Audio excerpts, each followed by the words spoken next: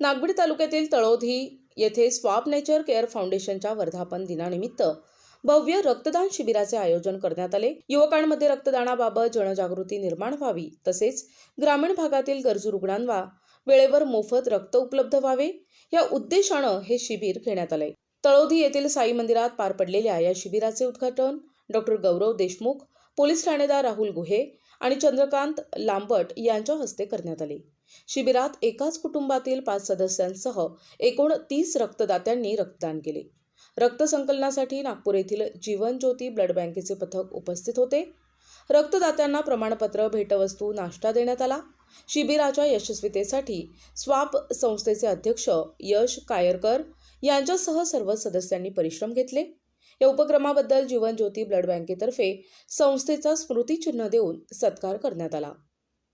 प्रतिनिधी अमान Qureshi, NTV news Marathi, Chandrapur.